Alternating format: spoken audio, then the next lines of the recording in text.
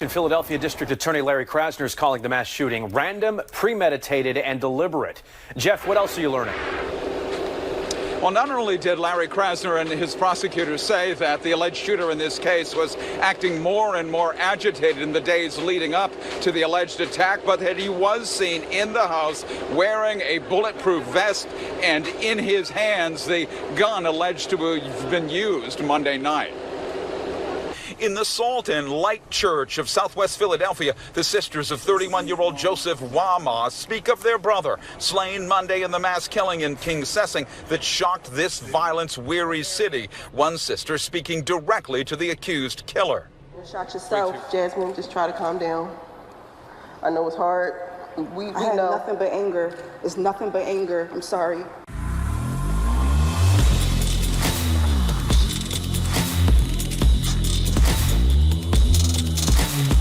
This video is brought to you by TatumStore.com. TatumStore.com, get you one of these cold shirts. Link is in the description section. We got a whole bunch of these. We made it. We fixed it. It was blue. We made it black so that it popped right here. My pronouns are USA. Get you one of these shirts today. You're not only supporting your boy, but you're supporting businesses. You're supporting an American business. You're supporting Americans working. I mean, I think we have up to 15 employees at this point. And so you're supporting an incredible business. So not only are you supporting me, you're supporting the hiring and the livelihood of other people. Like and subscribe to the channel. Hit the bell so you get notification anytime I go live, make a video. Make sure you still subscribe to this channel. Y'all already know what to do. Let's get into this. All right, ladies and gentlemen, let me jump on this real quick. The gunman arrested in Philadelphia mass shooting that left 5 people dead. Now, a lot of people are coming out in the media and exposing this person as a Black Lives Matter activist and also a Ku Klux trans member. And the reason I call these people that because some of these individuals are mentally ill. And instead of us addressing their mental illness, we coddle them and allow them to become maniacs. And then we surprised when they start shooting up elementary schools and they go to Philadelphia shooting and killing as many people as they can with body armor on. Is the only people that's doing this LGBTQ? No. But have we seen a trend of people who are deranged that are going and doing mass shootings in the name of being a trans person? We've seen it happen twice. Children were murdered in Tennessee, and in this case, 2 children were injured severely. I think they're going to recover, but a 2-year-old and a 13-year-old. But then there's other individuals who were killed. And I didn't do the research on the victims, but I bet they're Black because they're in Philadelphia, and I bet a lot of them are Black. I mean, I could read the names. Lashid, I think it's Lashid, Lashyd. Damir, Dymir, Ralph, Daiwan, and Joseph. At least 2 or 3 of them are probably Americans of African descent. And I pray for their families because this is a senseless crime. It's a senseless act of violence. This fool had a rifle, body armor, and had a handgun as well, according to reports. And at this point in time, I don't believe we know of a particular motive, but we do know this person is a maniac and decided to kill innocent people. And it's incredible to me that the media won't bring up a connection here. In Philadelphia, District Attorney Larry Krasner is calling the mass shooting random, premeditated, and deliberate. Jeff, what else are you learning? Well, not only did Larry Krasner and his prosecutors say that the alleged shooter in this case was acting more and more agitated in the days leading up to the alleged attack, but that he was seen in the house wearing a bulletproof vest and in his hands the gun alleged to have been used Monday night. In the Salt and Light Church of Southwest Philadelphia, the sisters of 31-year-old Joseph Wama speak of their brother, slain Monday in the mass killing in King Sessing that shocked this violence-weary city. One sister speaking directly to the accused killer. You shot yourself, Jasmine. Just try to calm down. I know it's hard. We had know. Nothing but anger. It's nothing but anger. I'm sorry.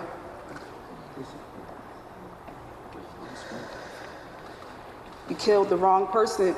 The gathering in the church was called by DA Larry Krasner, whose prosecutors say a search of accused killer Kim Brady Carricker's home turned up live rounds of ammunition matching the weapon he's alleged to have used in the slaughter, killing 5. Along with a handgun, they found a will written on June 23rd, but would not speak on its contents. They did say the 40-year-old's housemates believe he was unraveling in the days before the shooting. I believe they thought he was getting more and more agitated as the days were passing.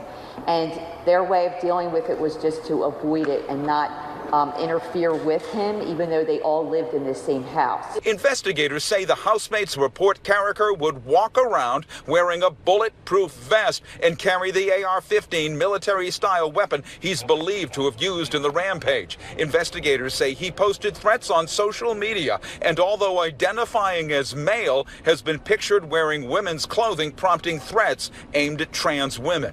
They are not killers. They are the most vulnerable to violence. They want to live their lives, and they have every right to do so. The DA says the investigation is ongoing as Carricker is charged and the families mourn. One thing I really love and admire about him, he had a great sense of humor, and I'm just waiting for him to say, hey, this is a prank, but it's just like, it's hard to wake up from this. Now, public officials are urging the residents of this city, the public, that if they see somebody acting in a dangerous way, which they believe this man was, if they see posts on social media that they think are threatening, they ask the public to call them, to alert them, but they seem to understand the inherent fear in all of that. In Southwest Philly, Jeff Cole, Fox 29 News. Folks. Jeff, did the DA's office say what he was growing more and more agitated over in the days leading up to Monday's mass shooting? They did not. They are quoting and responding to what his housemates have said about him. But they do say that somehow he was more agitated, that for some reason he was inside the home wearing a vest and brandishing that gun. They all knew of the gun. Why he was agitated, why he was acting in this way, they simply have not said at this point. All right, Jeff Cole, thank you. If this is a white man, there will be a connection instantaneously. Because it's a black person that happened to be trans, now they don't want to bring a connection whatsoever, and they blame the gun instead of blaming the person with the gun. Let me read a little more information because there's a little more to this. Here it says this individual had been arrested in 2003 and charged with possession of a weapon without a license, carrying a firearm in public, and drug possession, according to Philadelphia court records. This person, who's a male, eventually pled guilty to having a firearm without a license, and other charges were dropped. He was placed on a 3-year probation and made to pay over $1,000 in cost. This dummy had at one point appeared to start his own company, LDS Fireworks, writing software and developing computer games, but had been inactive since 2019. Just a little background on this person. But let me say this. The gun ain't the problem. Why don't we enforce the laws that are on the books? In 2003, a person that's in possession of a weapon ended up pleading guilty to having a firearm without a license, which from my understanding is a felony. And why would you drop the other charges of firearm in public and drug possession? Why would you give somebody the ability to plead guilty and drop other charges? These charges should be in conjunction and concurrent so that this person never have an opportunity to own a gun again, because they're definitely negligent with a firearm. And they're negligent with a firearm, which tells you in the future they may be susceptible to doing something like this, which is what they did. And I'm not saying they because they identify as they, them, he, him, and them. But what I'm saying is that let's keep it 100. Instead of banning firearms, banning AR-15s, how about we hold people accountable for the laws that they're already breaking? And how does a person get in possession of a gun like this when they've been charged? Oh, because they only had probation for 3 years and had to pay a $1,000 fine. And then, you know, the way our system works, they'll wipe it off their record because they're trying to get their life together. No, that's not how this thing works. What's the point of having gun laws if you're not going to enforce gun laws and they're not punitive? I'm telling you, listen, we could prevent a lot of these mass shootings without banning ARs and without changing any laws that are on the books. You don't need an extensive background check. They'll just take a little bit longer to shoot everybody. That's not going to help anything. Is that when these fools get in trouble for gun violence, we need to hold them accountable to it. These people that have done nefarious things and felonious things with firearms, those people can be monitored. Don't monitor Bob from down the street that ain't never did nothing he ain't supposed to do with his guns. Monitor the people that's already committing crimes with guns and having guns and drugs and all kind of stuff. Anyway, I'm running out of time. Call in 844-900-7243, 844-900-7243. I'll catch you after the break. Hold the phone. Welcome back to the Officer Tatum Show. When are we going to start addressing mental illness in this country? And when are we going to start addressing trans people who have mental illness? It's either one or two things have happened to you. You're either mentally ill, you've been sexually abused, or you just a freak. One of the two things, or one of the three things that's happening to you, or maybe all three, if you are a person who's trans in America. Did that make you a bad person? No. But that means you need to get some help. If you're literally, your brain is telling you you're in the wrong body, that something is not right. Why can't, as a country, we develop a method to help people that are in that situation? That's like if a person is bipolar. That means 1 minute you on an extreme high, the next minute you want to kill yourself. We don't just say, "Oh, I celebrate your body. You're diverse." That's a new part of the LGBTQ, bipolarism. I don't even know if bipolarism is a word, but if you're bipolar, you don't celebrate other mental illnesses. We give people treatment, we give them help, we create medication for them. We try to get them into the state of balancing out their mental illness. And in many cases, some people that take the medication and it works for them, you'll never know they really have episodes happening. It's the same thing with gender dysphoria. How is it that we're celebrating mental illness?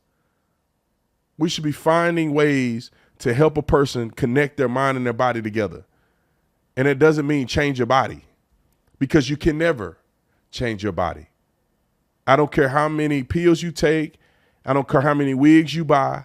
I don't care how many mini skirts you tuck, and I don't care how much underwear you tuck. You're either a man or a woman. And I'm telling you, as sure as I'm sitting here, I don't have to be trans to realize this. I would argue that 80 or 90% of trans people are still unhappy.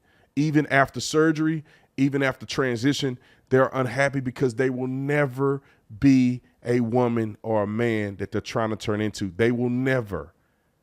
You just will never. The moment you stop taking pills, you ain't going to be a woman no more. You're going to turn into Billy Bob again. And that mustache going to grow out, and that facial hair and the leg hair going to grow. And you're going to be good masculine, and your voice going to get deep again. You're just going to be a deep voice, bearded man with breasts. But they don't want, they act like that's not real.